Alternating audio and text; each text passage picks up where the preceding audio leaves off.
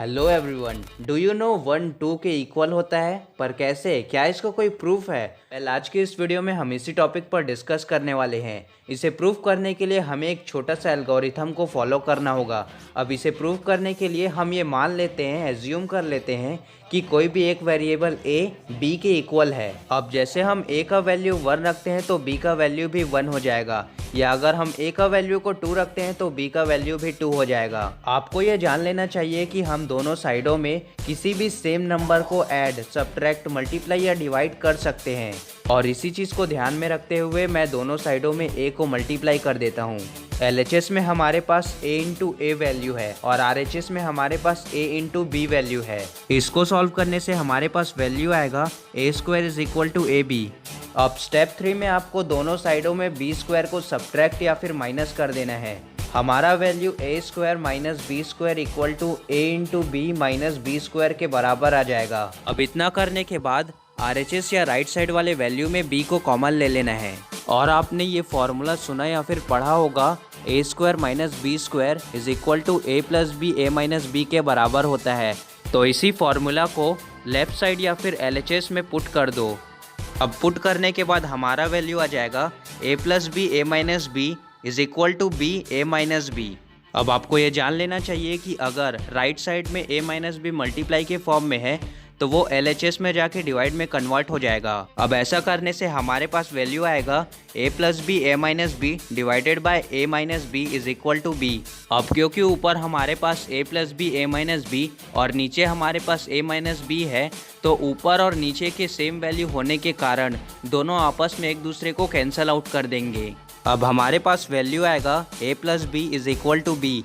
अब क्योंकि हमने ये एज्यूम कर लिया था या मान लिया था कि a का वैल्यू b के बराबर है, तो हमें इस वाले a की जगह पर b को पुट कर देना है। अब ऐसा करने से हमारे पास आंसर आएगा b plus B is equal to b। अब इस इक्वेशन के लेफ्ट साइड में b प्लस बी मिल के 2b हो जाएगा। अब हमारे पास आंसर आएगा 2b is equal to b।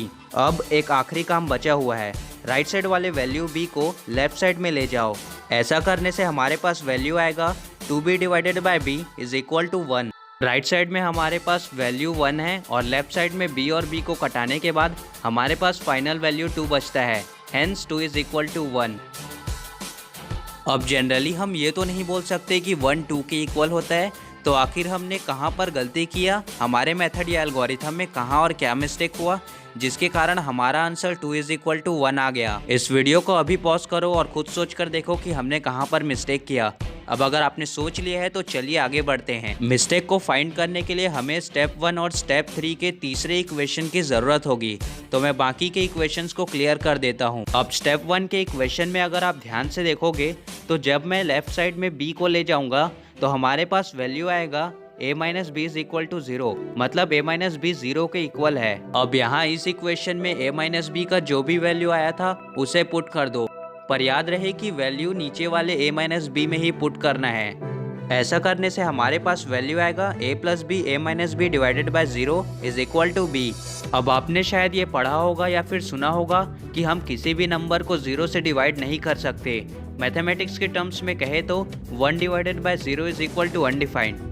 मतलब सीधे शब्दों में कहूँ तो किसी भी नंबर को 0 से डिवाइड करने से हमारा आंसर क्या आएगा वो हमें नहीं पता है, और इसी नहीं पता का मतलब अनडिफाइंड होता है। और अगर आप स्टेप 3 के इक्वेशन में देखो तो हमने बिल्कुल यही किया है, गलती से ही सही पर हमने किसी भी नंबर को 0 से डिवाइड कर दिया है, और इसीलिए हमारा आंसर इतना अजीबोगरीब आया। तो भले ही हमारा आंसर गलती से ही सही आ गया, पर इससे हमने ये तो जान लिया कि किसी भी नंबर को 0 से डिवाइड नहीं करना है। अगर हम ऐसा करते हैं तो हमें इतने अजीबोगरीब रिजल्ट मिलते हैं कि इवन वो मैथमेटिक्स के लॉज या सिद्धांत तक टूट जाते हैं। तो हमारी ये वीडियो अब यहीं पर खत्म होती है। मुझे उम्मीद है कि आपको इस वीडियो से काफी कुछ सीखने मिला होगा, और अगर हाँ तो इस वीडियो के नीचे कमेंट करके जरूर बताना कि आपको ये वीडियो कैसा लगा। बाय द वे, इस वीडियो को लाइक करने के बाद चैनल को सब्सक्राइब करके उस बेल आइकन को ऑन कर देना, ताकि मेरे वीडियोस की नोटिफिकेशन आपको तुरंत मिल जाए जब मैं उसे अपलोड करूंगा। इस वीडियो को अपने फ्रेंड्स एंड फैमिलीज के साथ भी शेयर कर देना ताकि उनको भी ये अमेजिंग नॉलेज मिल सके। And then thanks for watching.